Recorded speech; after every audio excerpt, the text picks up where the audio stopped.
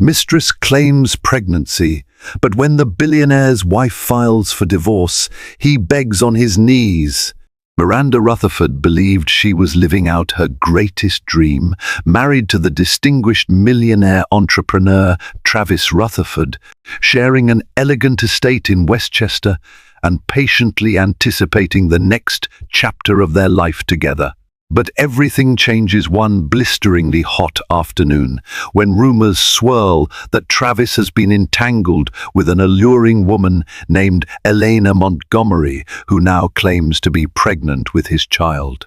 Miranda's once perfect world begins to fracture under the weight of her husband's possible betrayal, driving her to a shocking decision. She files for divorce. Desperate to preserve his marriage, Travis goes down on his knees to plead for forgiveness. Will that be enough? Miranda Rutherford grew up in the quiet countryside of Vermont, raised by a loving family of modest means. From her earliest memories, she embraced simple pleasures, baking pies with her mother, strolling along winding dirt roads with her father, and she never once imagined her adulthood would be spent in high society. Yet life's twists and turns led her to Manhattan, where she studied comparative literature at a prestigious university. During her final year, a serendipitous encounter took place at a charity gala supporting literacy programs for underprivileged youth.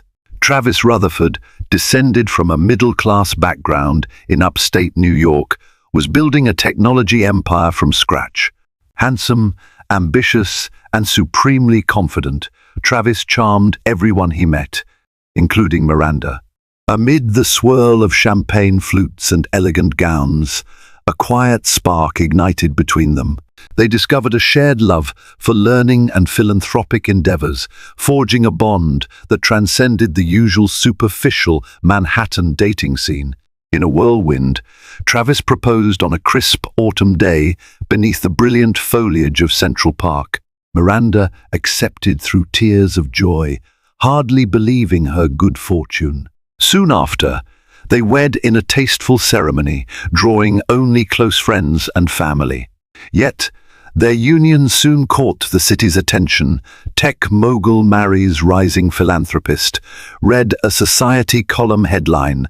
To escape the relentless energy of Manhattan, they purchased an estate in Westchester County, a sprawling property with manicured lawns, a classical fountain, and a stone mansion reminiscent of centuries-old English estates.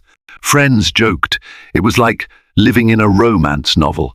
Inside that luxurious refuge, Miranda filled her days with writing philanthropic grants, curating antique furniture, and planning the future with Travis. She also embraced her new role as hostess for charity events, where high-profile investors and dignitaries regularly mingled in candlelit halls. If anyone asked, she would say she was content, ecstatically so. Unbeknownst to Miranda, this semblance of perfection was more fragile than it appeared. While Travis showered her with expensive jewelry and spontaneous weekend getaways to the Hamptons, Miranda occasionally sensed an undercurrent of tension in his spirit. Always the risk-taker, Travis had grown addicted to the high-stakes environment of big business, forging deals over late-night dinners, forging alliances with unscrupulous but powerful investors, and chasing expansions beyond the local horizon. But still, any fleeting worries she had quickly dissipated whenever Travis returned home, enthralling her with stories of how these deals would fund new philanthropic projects. He radiated a confidence that everything was under control, and she believed him without hesitation until that pivotal summer day, when a name she had never heard before, Elena Montgomery, began echoing in hushed circles. In the vibrant hush of Westchester's rolling hills, Miranda's life seemed like a dreamy snapshot of marital bliss. Yet, hidden in the corners, the soft cracks of betrayal were starting to form. When they inevitably widened, the entire structure of her marriage threatened to come crashing down. Summer in Westchester meant Languid afternoons beneath lush trees and gentle breezes carrying the scent of roses across the Rutherford estate. As the days grew warmer, so did the murmurs that something was amiss in Miranda's world. Initially, the gossip trickled in discreetly casual mentions at charity luncheons or cryptic remarks from acquaintances. One afternoon, Miranda visited her friend Celeste Harrington, a well-connected socialite known for unveiling secrets cloaked under polite smiles. Celeste's house was an opulent Tudor-style mansion, dotted with vintage furniture that matched her refined yet slightly ostentatious taste. While sipping lavender-infused tea in Celeste's sunroom, the conversation took a startling turn. "I've been hearing the name Elena Montgomery around the circuit," Celeste said, swirling her teacup. "Apparently she's this captivating brunette from Los Angeles. Word is she's quite close to Travis, some kind of marketing consultant, or so it's rumored. Have you met her?" Miranda's heart skipped a beat. "No," she replied, maintaining a neutral expression. "Travis never mentioned her." Celeste arched a perfectly sculpted eyebrow. "That is interesting. She's certainly not shy about mentioning his name. I heard from a friend of a friend that she's been photographed near Rutherford Enterprises. Perhaps it's a purely professional relationship, darling. But keep your eyes open." A disquieting tension gripped Miranda. She tried to reassure herself that Travis had many colleagues. He constantly partnered with marketing experts to expand his business. There was no reason to assume anything was wrong, but Celeste's knowing tone and the slight pity in her gaze struck Miranda to the core. That evening, Travis returned from the city later than usual, looking drained. Miranda carefully prodded him about new hires or recent expansions. He offered perfunctory answers. When she directly asked whether he knew someone named Elena Montgomery, Travis's expression briefly flickered with something like alarm before he painted over it with a smooth, nonchalant mask. "Oh, Elena," he said, lowering his eyes. "She's a marketing consultant, yes. I might have brought her on board for a new campaign." Barely know her beyond that, Miranda wanted to believe him. She forced a cheery smile and changed the subject, pushing away her gnawing doubts. Yet that night, as they lay in bed under the glow of a dim lamp, Travis seemed unusually restless, checking his phone multiple times. Days turned into weeks, and the rumors persisted. Elena Montgomery's name popped up in Manhattan tabloids, linking her to a mysterious millionaire. The pieces started to fit uncomfortably. An intangible wedge formed between Miranda and Travis. Small arguments flared over trivial matters, tensions simmering beneath polite interactions. Every moment they were apart, Miranda fought off images of her husband in clandestine rendezvous with a mysterious woman. Uncertain how to handle the swirl of suspicion, Miranda clung to the life she had built. Yet deep inside, she sensed an approaching storm. She had no way of knowing how devastating it would be, or that Elena Montgomery's next move would shatter every illusion. Miranda still clung to. A morning sun, warm but not yet scorching, flooded through the tall windows of the Rutherford estate. Miranda was in her study, meticulously drafting a grant proposal for an urban literacy program. Her phone, resting on a mahogany desk, glowed with an incoming message from Celeste. "I heard something big is about to go down. Are you okay?" Before she could reply, the doorbell reverberated through the mansion. It was an unusual time for visitors. The staff typically expected deliveries around midday, not so early. Miranda went to the foyer, half expecting a courier or perhaps one of Travis's associates. She opened the door to see a woman who perfectly matched the room's description.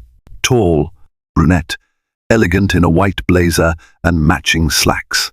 She offered a small, gracious smile, though her dark eyes shone with a peculiar glint. "Miranda Rutherford?" she asked politely, though it seemed more a statement than a question. "I am," Miranda replied cautiously, heart pounding. "May I help you?" The woman held out a manicured hand. I'm Elena Montgomery. I believe we share an acquaintance in your husband, Travis." Miranda's breath caught in her throat. She stared at Elena, struggling to maintain composure. "I see," she finally said, stepping aside to let the woman in. "I wasn't aware you were coming." Elena glided into the foyer, gaze flitting around the pristine interior. She seemed to be sizing it up, as if calculating its worth. "I'm sorry for arriving unannounced," she said, voice laced with a practiced innocence. "But I need to speak with you about a matter of some urgency." She paused, eyes meeting Miranda's. "It's best if we discuss this privately." Miranda led her to a small sitting room off the main hallway, gesturing for Elena to take a seat on a plush sofa. She perched on the edge of a wingback chair opposite. "All right," she said, inhaling slowly to quell her anxiety. "I'm listening." Elena's lips curved into a tight smile. "I won't sugarcoat it. I've been seeing Travis, romantically. It's not something I intended to happen, believe me. I wasn't looking to hurt anyone."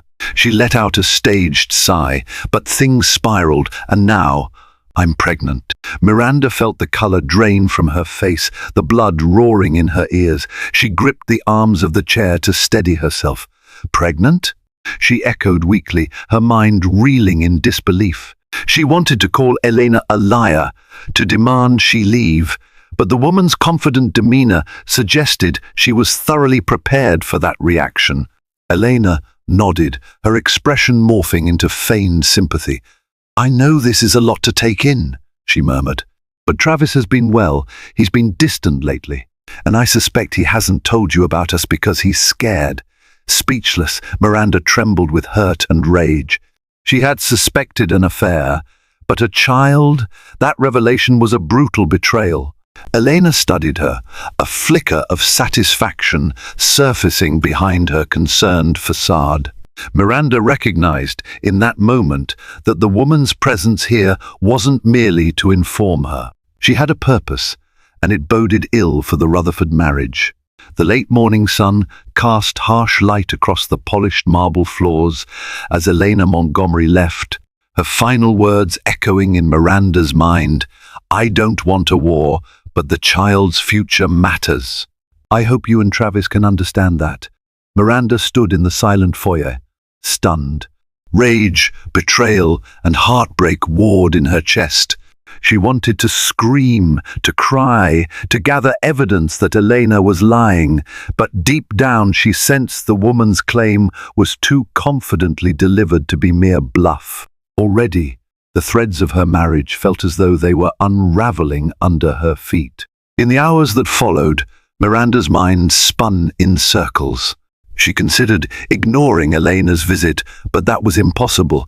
She briefly thought about calling Travis, demanding an explanation over the phone, but decided she deserved to confront him face to face. By the time the clock neared 5:00 p.m., she resolved to do just that. Travis walked in shortly after dusk, shoulders slumped from a grueling day, or perhaps from guilt. The grand foyer lights gleamed overhead as Miranda stepped forward. Her eyes, usually warm with greeting, brimmed with heartbreak. He froze. "Miranda, you look what's wrong?" he asked, setting his briefcase down. In a voice trembling with suppressed fury, she replied, "Elena Montgomery visited me."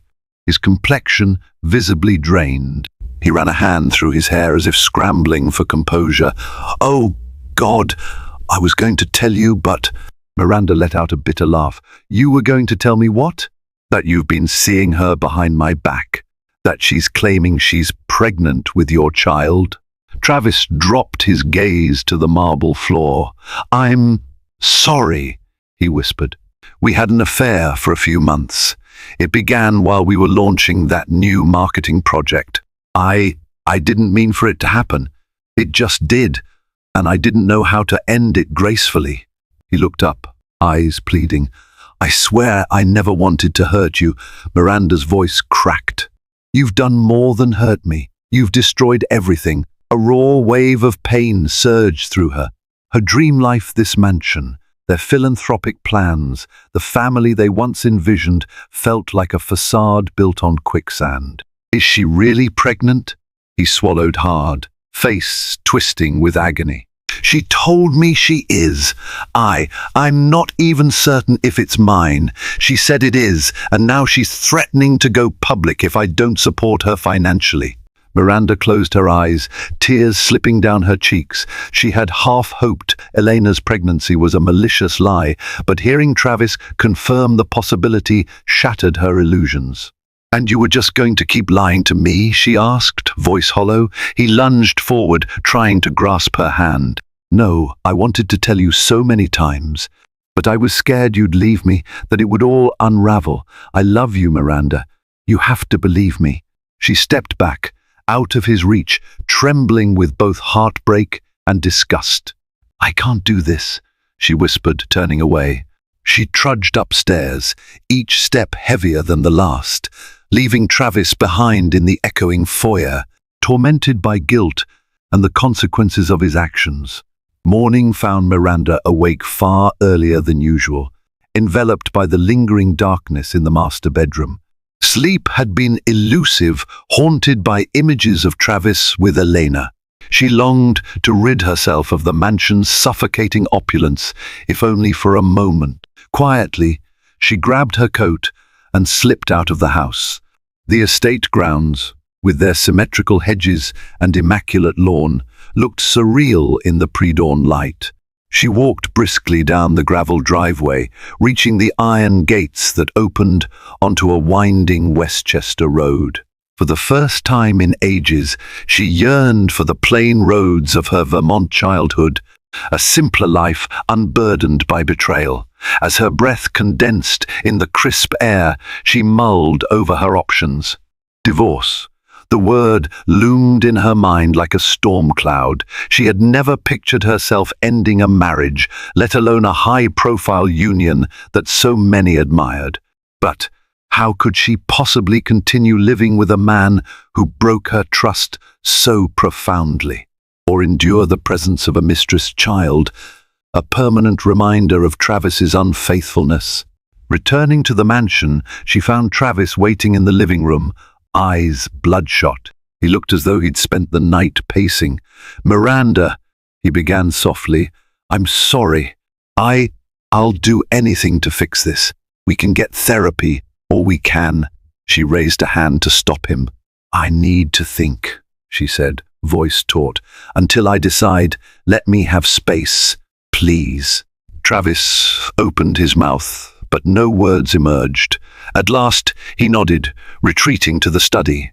Miranda watched him go, a bittersweet pang in her heart. The man she still loved was the man who had torn her life apart.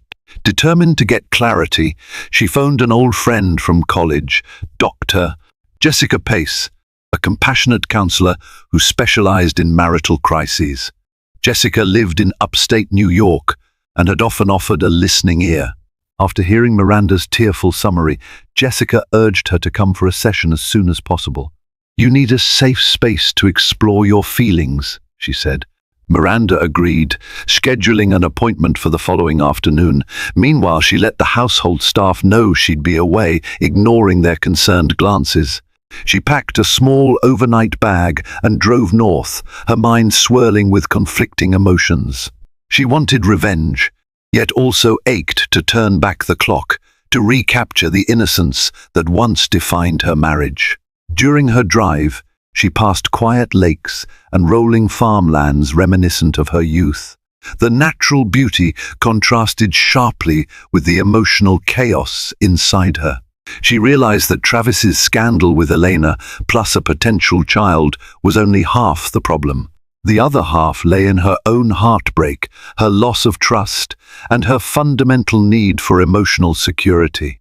Until she sorted through that, no external resolution, financial settlement, custody arrangement, or public apology would heal her battered heart. Miranda arrived at Dr. Jessica Pace's cozy private practice mid-afternoon. Jessica's office was located in a converted Victorian home with warm wooden floors and an interior that felt more like a living room than a clinical space. Soft music played in the background, and sunlight streamed through lace curtains, creating a cocoon of calm far removed from the Rutherfords' opulent mansion. Jessica, a petite woman with kind brown eyes and an empathetic demeanor, welcomed Miranda with a long hug. They settled into armchairs facing each other, a box of tissues on a small table between them. "Tell me everything," Jessica prompted gently, and with that, Miranda unleashed the storm raging in her mind. She described the dreaded day Elena arrived, the heartbreak of hearing about the affair, the dagger twist of a possible pregnancy. The tears came in fits, her voice cracking as she laid bare her confusion and betrayal. When Miranda finished, Jessica handed her a tissue. "I'm so sorry," Jessica said softly. "What you're experiencing is raw trauma. You're not just dealing with a spouse's infidelity, there's a child involved, or at least the claim of one. It's overwhelming." Miranda nodded, dabbing at her cheeks. "Part of me wants to run away and never look back. Another part wonders if we can salvage anything. I still love him, Jess. But can love survive something like this?" Jessica sighed. "There's no simple answer. Rebuilding trust after betrayal can happen, but it requires an enormous amount of work, transparency, and genuine remorse from the unfaithful partner. And even then, not all marriages can recover. You have to figure out what you want." Miranda clutched the tissue in trembling fingers. "I don't want to be stuck in limbo, constantly doubting him. I also don't want a daily reminder of Elena. If the child is truly Travis's, I can't imagine the heartbreak." Jessica leaned forward, her voice gentle but firm. "You need clarity on a few points, Miranda. First, is this child truly his? Second, if so, can you handle coexisting with that reality? And third, is Travis genuinely committed to change, or just desperate to keep you from walking away?" Miranda exhaled shakily. "He says he'll do anything. He begs for forgiveness. But I'm not sure if it's out of love or out of fear of losing his public image and me." Jessica offered a sympathetic smile. "Perhaps it's both. In high-profile relationships, reputation often entwines with genuine affection, but it doesn't mean his remorse is false. It's complicated." They spent over an hour dissecting the complexities, the potential child, the power dynamics in a wealthy marriage, the intrusive nature of gossip columns. By the session's end, Miranda felt both drained and oddly lighter, as though she'd shared an enormous burden. Jessica's parting advice was simple, yet profound. You don't have to decide now. Ask for accountability. Require paternity testing. If you choose to proceed, consider therapy together. And if you can't face it, that's okay too. Your well-being is paramount. Holding on to Jessica's words, Miranda left the office. She didn't have all the answers, but she at least had a plan to demand clarity from Travis and from Elena. It was time to see if the child was truly his, and what that might mean for the unraveling threads of her marriage. Miranda returned to the Rutherford estate just after sunset the following day, her mind still buzzing from Jessica Pace's advice. The mansion's grand facade stood silent, lights glowing in a handful of windows. A swirl of apprehension filled her as she parked in the circular driveway. She found Travis in the living room, perched on a sofa with a whiskey untouched beside him. He stood the moment she entered, relief and anxiety contorting his features. "Miranda," he breathed, stepping toward her. "You were gone so long. I was worried." She tightened her coat around herself, meeting his gaze. "We need to talk." They sat opposite each other, the coffee table between them feeling symbolic of the distance that had grown. Miranda took a steadying breath. "I visited a friend who's a counselor. She helped me think things through." He swallowed. "I'd do counseling with you. Anything. Just please, let me fix this." Miranda glanced at the swirling patterns in the Persian rug, then back at him. "First, we need a paternity test. If Elena's truly pregnant, and if the child is really yours, then we'll address that reality head on. No more secrets. Travis's jaw clenched, but he nodded. I've already told her we want proof. She's agreed to do a DNA test once the pregnancy reaches the stage where it's safe. She's also demanding financial support. Miranda's stomach twisted. Of course she is. And if the child is yours, you're obligated to provide for it. But that doesn't mean we're forced to let her do whatever she wants. She paused, letting her next words settle. If we even stay together.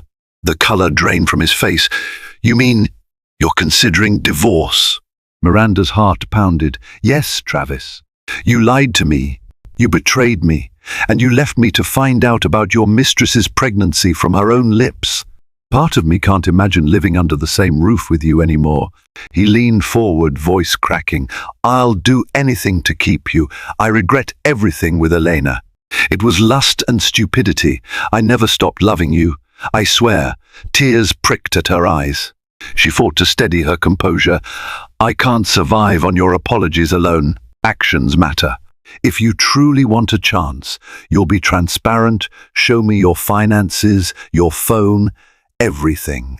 No more secrets, no more separate accounts or last-minute business trips. We go to therapy. We rebuild trust from zero if it's even possible. He clung to the hope in her last phrase, nodding fervently. Yes, anything, I promise. No more secrets. At that moment, the phone rang, shattering the tense quiet. Travis reached for it, then froze, noticing the caller ID. It's Elena, he muttered. Miranda nodded for him to answer. Silence fell as he murmured curt greetings. Then he paled, turning haunted eyes toward Miranda. She says she's bleeding. She's on her way to the hospital. She's afraid of losing the baby. Miranda's mind reeled. An unexpected surge of compassion flickered within her despite everything. She couldn't wish harm upon an unborn child. She stared at Travis, who looked distraught, phone still clutched in his hand.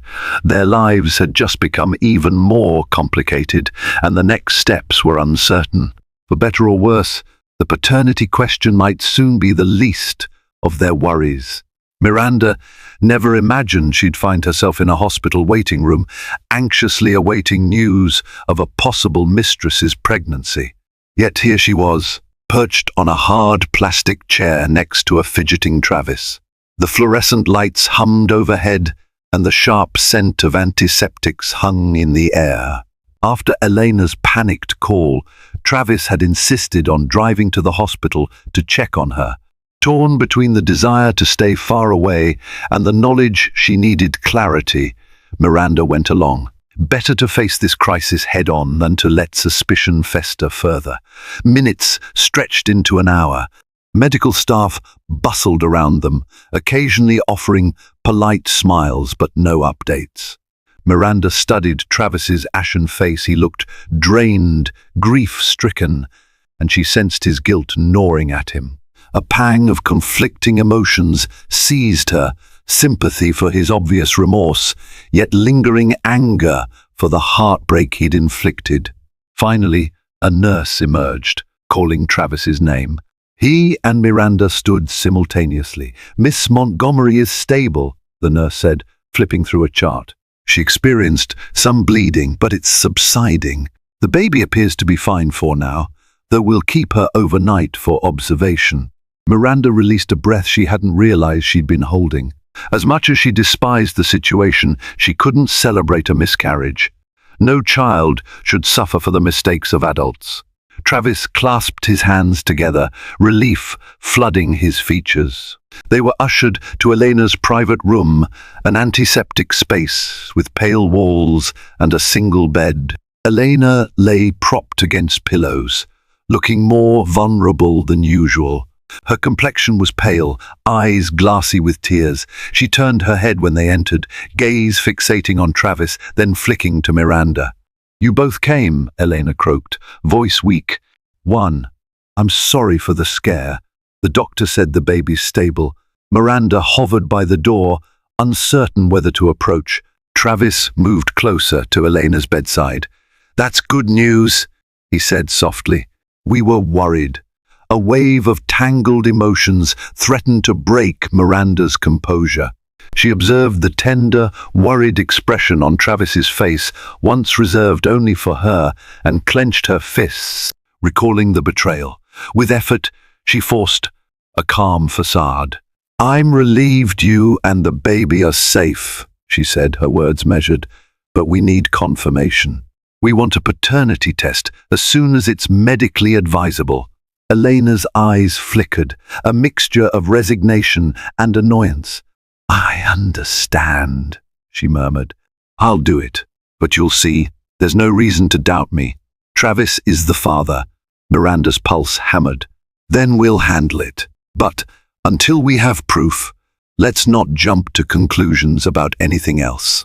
Elena gave a weak nod, settling back on the pillows. A tense silence fell, laden with unsaid words. Eventually, Travis mustered a stiff farewell, promising to check in the next day. As Miranda and Travis left the hospital, the hush between them felt like a yawning chasm. On the drive home, they spoke little. Each was lost in private torment, Miranda grappling with the potential reality of raising or acknowledging her husband's child with another woman, Travis still wrestling with guilt. They pulled up to the Rutherford estate, under a moonlit sky, the mansion looming large, a silent reminder of the illusions they once called a perfect life. 2 days after the hospital incident, Miranda found herself in the mansion's expansive library. The regal shelves of leather-bound volumes usually brought her comfort, reminding her of quiet afternoons spent reading with Travis curled by her side. But now, every piece of this house seemed tainted by betrayal. She clutched her phone, scrolling through messages from friends, each asking if she was okay, noticing her absence from social events. The tabloids had been swirling rumors about Travis, but nothing concrete. Her heart panged, recalling how she once took pride in their stable union amidst high society's turbulence. But stability was gone now, replaced by a dizzying swirl of betrayal, a potential child, and a mistress brazenly stepping into her life. She exhaled shakily, picking up a business card from the desk. James Delgado, Esquire. He was a reputable divorce attorney, recommended by Celeste Harrington, who privately confided that she, too, had once needed legal counsel for a messy breakup. Her finger hovered over the phone's keypad. Could she truly take this step? The vow of till death do us part echoed in her mind, but so did the painful images of Elena claiming pregnancy, Travis kneeling in guilt. Ultimately, she reasoned that knowledge was power. Consulting a lawyer didn't necessarily mean she had to finalize a divorce. She needed clarity on her rights and how to protect herself if the paternity test confirmed Travis was the father. Resolute, she dialed Delgado's number. He answered in a courteous yet businesslike tone, and she explained her situation in broad strokes, no mention of Elena's name, just that an affair and possible out-of-wedlock pregnancy threatened her marriage. She could almost hear the empathy in Delgado's measured words. Miss S. Rutherford, I understand this is painful. I'll walk you through your legal options. If you decide to file for divorce, you should know the financial and custodial implications in a high net worth situation. They arranged a meeting for the next day at his downtown office. After the call ended, Miranda felt a strange sense of calm, even as her heart hammered in her chest. She was taking charge of her own future, no longer passively awaiting the next blow. That evening, Travis returned home earlier than usual, wearing an anxious expression. He approached her in the lounge, attempting to share updates about Elena's condition. Apparently, she was ordered to bed rest for the next week. Miranda listened in stony silence. When he mentioned the baby's upcoming ultrasound, she found her resolve hardening. This child, if truly his, would forever alter their marriage dynamic. You should know I'm seeing a lawyer tomorrow, she said quietly. Travis's face fell. You can't mean that. Miranda, Please." She felt tears threaten but pushed them back. "I need to protect myself," she said, voice trembling. "And if the baby is yours, I need a clear path forward, whether it's in this marriage or not." Travis sank into a nearby chair, raking a hand through his hair. His shattered expression might once have softened her heart, but she had spent too many nights crying. The lines were drawn. The next day, she would learn precisely how to move forward, and Travis's pleas couldn't dissuade her now. Downtown Manhattan's skyline formed a sharp silhouette against the grey clouds as Miranda stepped out of her car, heart pounding. The elevator ride up to James Delgado's law firm felt interminable, the soft hum of the machinery intensifying her nerves. Yet, a calm resolve underpinned her anxiety. She was here to find clarity. Delgado's office was sleek and modern, perched on the 27th floor. Floor-to-ceiling windows offered a dizzying view of the city below. He greeted her with a polite handshake, his demeanor exuding quiet confidence. Dressed in a tailored navy suit, Delgado led her to a conference room lined with framed accolades, articles praising his expertise in high-profile divorce cases, awards for legal service. "I'm sorry we're meeting under these circumstances," Delgado began, "but rest assured, my team and I will do our utmost to help you navigate this situation." Miranda explained the basics. She had discovered her husband's affair, the mistress's pregnancy claim, the uncertainty swirling around them. Delgado listened without interruption, taking succinct notes. Then he carefully laid out her options. "First," he said, leaning forward, "if you decide to file for divorce before the paternity test, you can cite adultery as grounds. However, it might be strategically advantageous to wait for the test results. If the child is indeed his, it influences potential settlements and any ongoing obligations." He paused, selecting words with precision. High net worth divorces can be complicated. There are shared assets, trust funds, possible businesses. The public aspect can also complicate negotiations. Miranda nodded numbly. She'd known it would be complex, but hearing the labyrinth of legalities spelled out turned her stomach. Delgado continued, "Should you proceed with the divorce, we can negotiate spousal support and property division. If Travis is the father, there might be child support obligations for that child. That complicates the financial picture." A swirl of fear and heartbreak coiled in her chest. "So basically, if the baby is his, we'll have to factor that into the settlement." Delgado offered a gentle nod.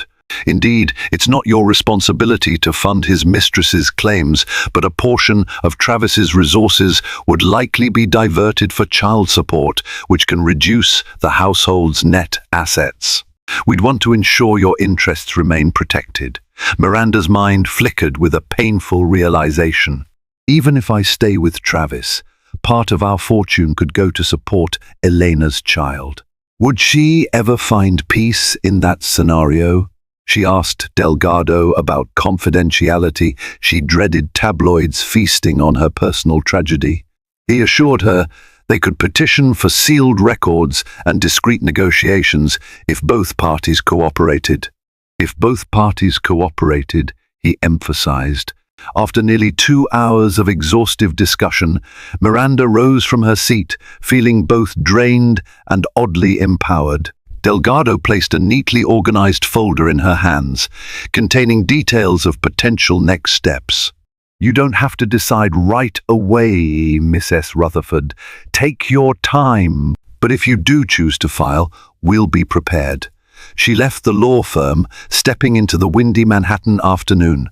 The bustle of taxis and pedestrians underscored how the world marched on, indifferent to her heartbreak.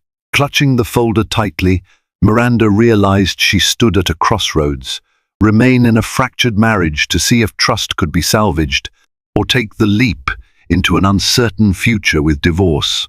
Either path promised battles ahead, and she wondered if her heart had the fortitude to endure what lay ahead. 2 weeks later, the paternity test results arrived. Miranda had insisted on a procedure verifying the baby's DNA as early as possible.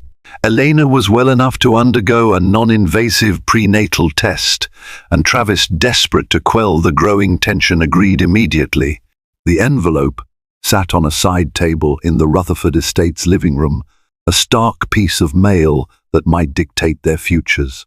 Travis hovered beside Miranda, fear etched into his features.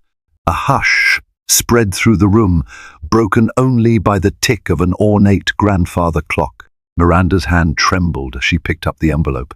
She hesitated, then tore it open in a single, shaky movement. The official letterhead from the testing facility prefaced a string of scientific terms.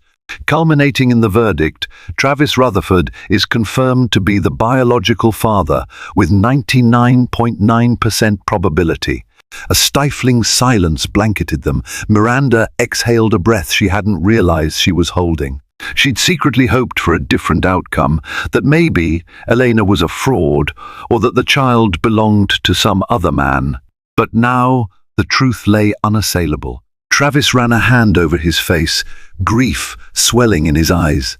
"I'm so sorry," he whispered, voice choked. He attempted to place a hand on Miranda's shoulder, but she stepped away, cheeks hot with anger and heartbreak. "How could you do this to us?" she spat, tears threatening to break free. "Now there's an innocent child in the mix. I can't believe you were so careless." Travis swallowed, eyes misty. "I never meant Elena manipulated me. It was an affair, yes, but I was ending it. She insisted she needed me." He trailed off, shame coloring his expression. "I know there's no excuse." Miranda pressed her lips into a thin line. "This child is your responsibility now, whether we stay married or not. I can't stand by and watch you funnel our life into some hush-money scheme with Elena. She'll use this child to latch onto you forever." He raked his hair, despair emanating from him. "I want to do the right thing for the baby, but I also want to fix things with you. Please, Miranda, tell me how to make you stay." She let out a bitter laugh, tears slipping down her cheeks. "I don't think you can. I can't share my home with the constant reminder of your betrayal. It's not just me now. Imagine raising our future children with your mistress's child overshadowing our family." She paused, voice cracking. "I can't bear it, Travis." His face contorted with desperation, but he found no words to counter the stark truth in hers. Finally she turned, marching out of the living room with the test results still clutched in her hand. She left him standing amidst the marble columns and ornate decor, a wealthy man who had just discovered that money can't shield one from the ruinous consequences of infidelity.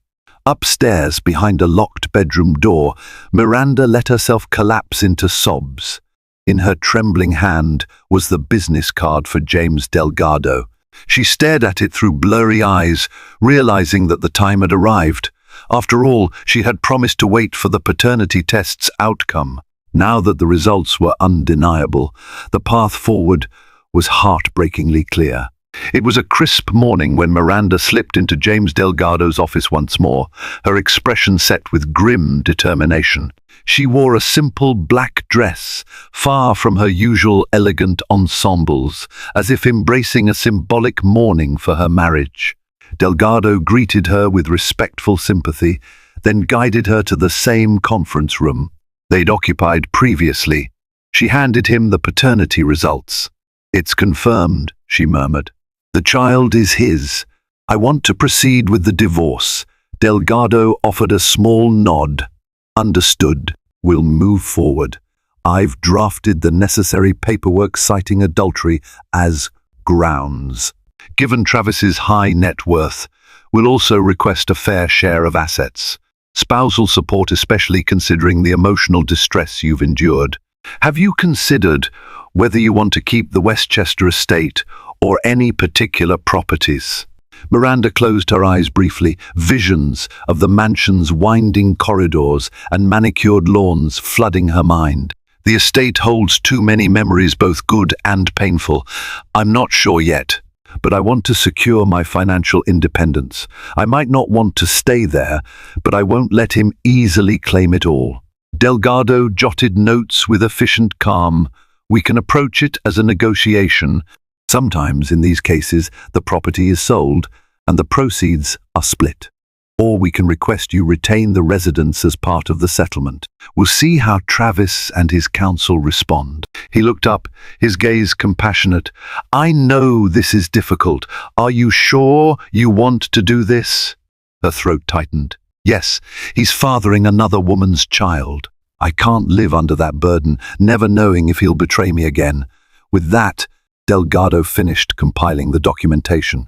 Miranda practiced her signature with trembling determination, scrawling her name where Delgado pointed.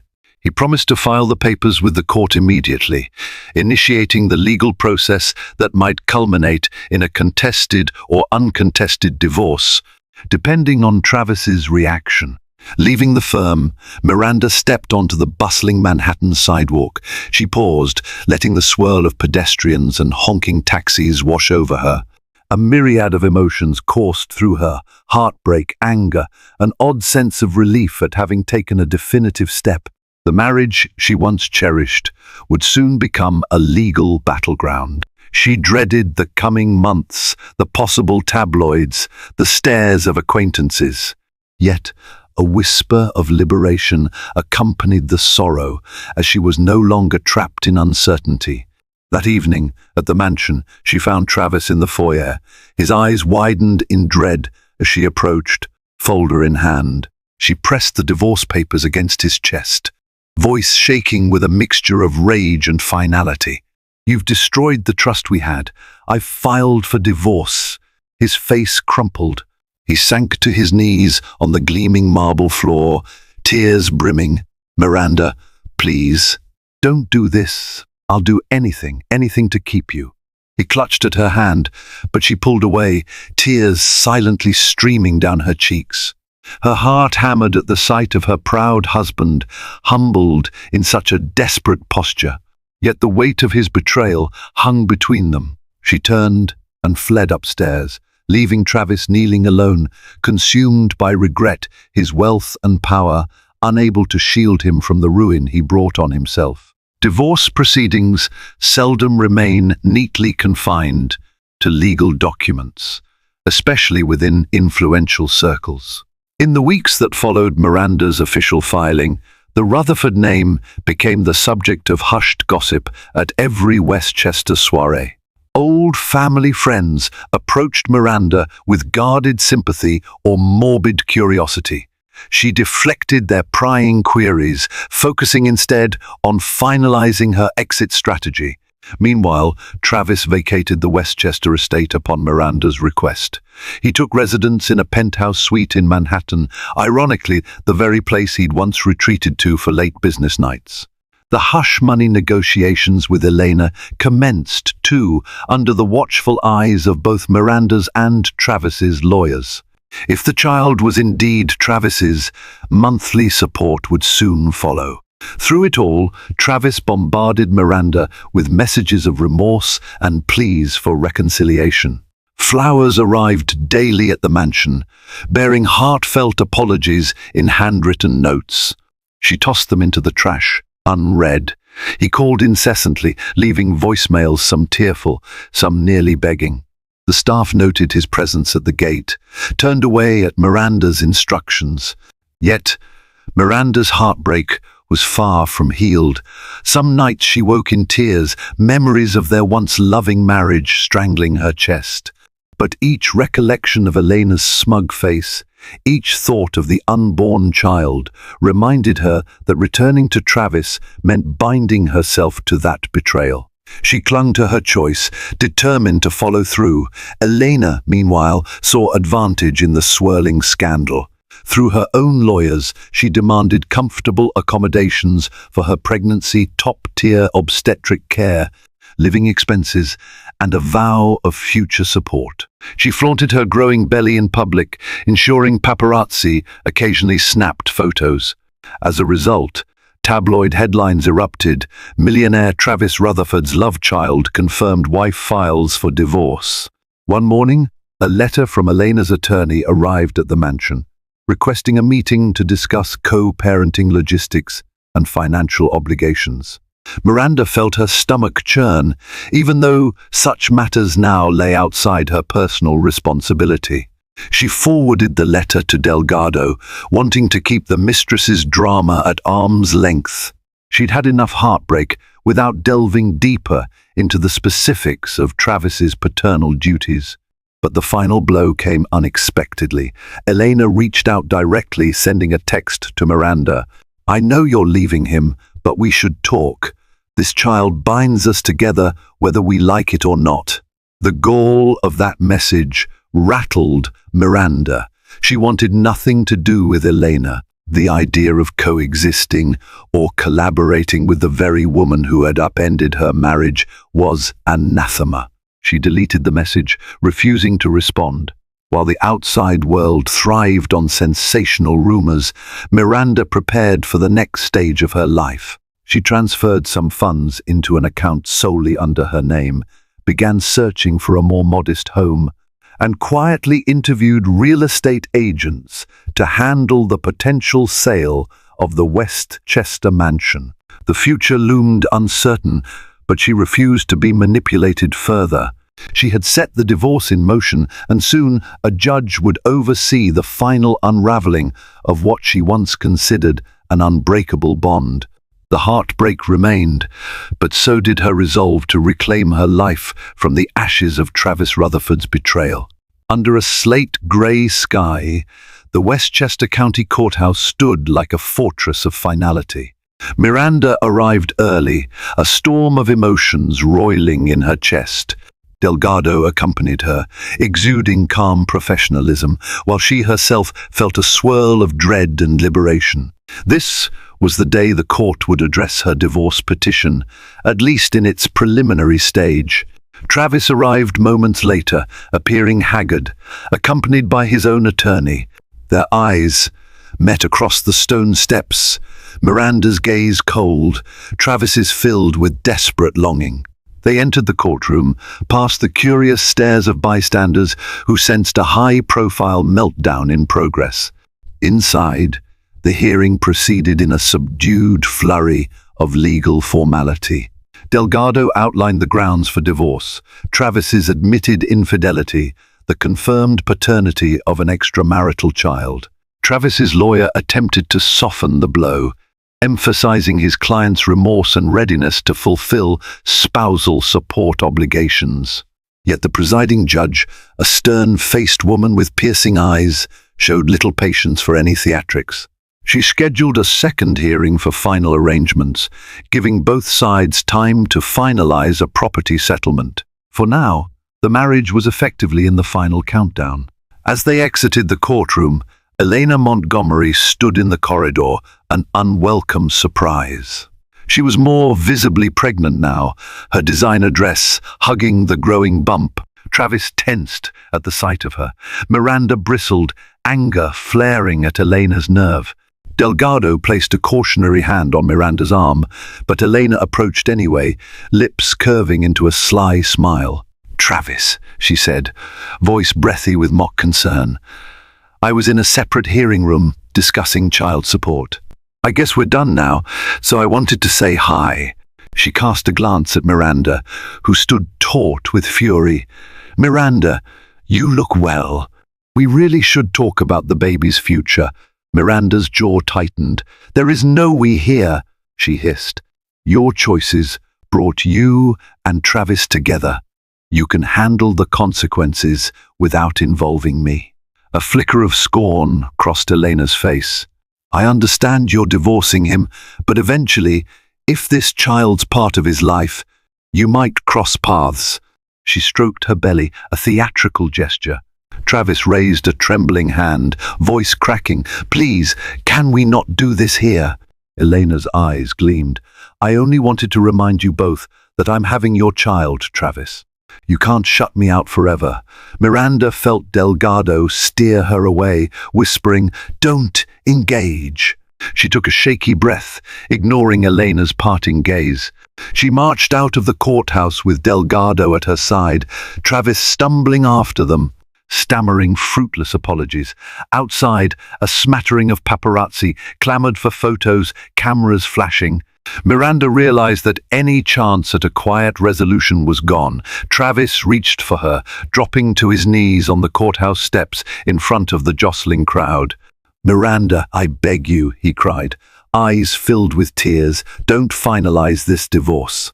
"I'll do anything, I love you." She stood, tears welling, heartbreak etched on her features. But her resolve prevailed. No grand public display could erase the betrayal, the pregnancy he caused with another woman, or the life she had lost.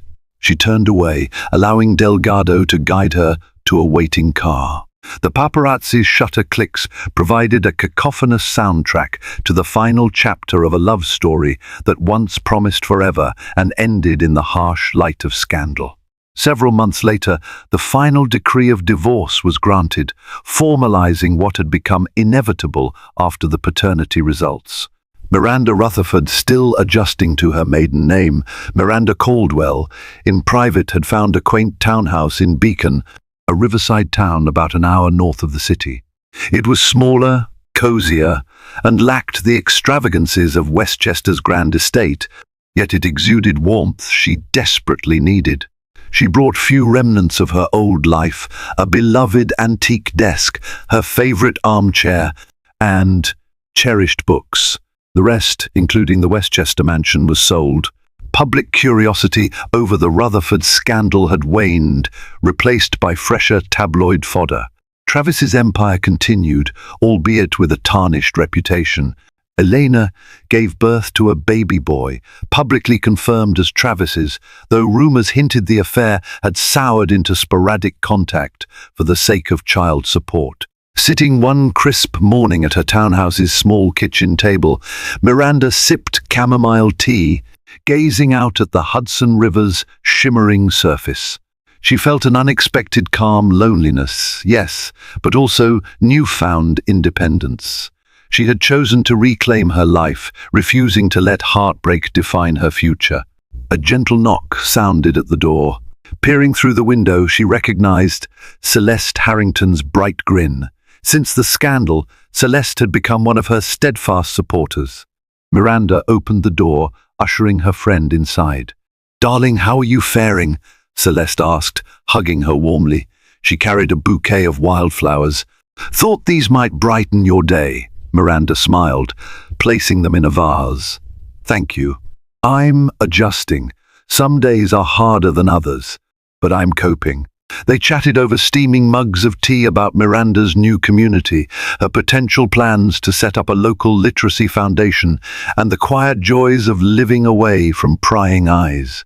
Celeste observed her friend with concern. "Have you heard from Travis?" Miranda shook her head, shoulders tight. "He texts once in a while, apologizing or updating me about the child. I haven't responded.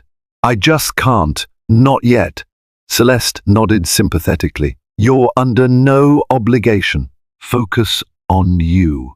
The healing is a slow process, but I see glimpses of the vibrant, passionate Miranda the first once knew in college." Miranda felt tears prickle. The betrayal scarred her deeply, yet she sensed growth within that pain. She was forging a future unencumbered by Travis's shadows. Though the memories of love lost would always linger, she discovered a fresh sense of self-worth. She was more than a scorned wife or a wealthy socialite. She was a survivor, determined to shape her own destiny. After Celeste departed, Miranda stood by the window, watching sunlight dance on the water. She inhaled the crisp autumn air. For the first time in months, a tentative smile graced her lips. She was free from secrets, from a marriage built on illusions, from a cycle of heartbreak. Tomorrow might bring fresh challenges, but she had faced her darkest hours and found the strength to walk away. And that, she realized, was the beginning of a new dawn. Miranda's story lays bare the painful truth that even the grandest fortune can't safeguard a marriage from betrayal. Once poised as the devoted wife of a successful magnate, she now stands on her own proof that resilience can emerge from life's deepest wounds. The mistress's bombshell pregnancy forced Miranda to confront her husband's infidelity and ultimately led her to rebuild from the ashes of a shattered fairy tale. Through heartbreak, legal battles, and public scrutiny, Miranda rediscovered the power of her own voice and the resolve to protect her future. Thank you for following Miranda's emotional journey. If her story resonated with you, please like this video to show your support, share it with friends who appreciate poignant, real-life drama, and subscribe to our channel for more captivating stories. Your engagement encourages us to continue delivering stories about resilience, love, and life's unexpected turns. Stay tuned for our next heartfelt saga.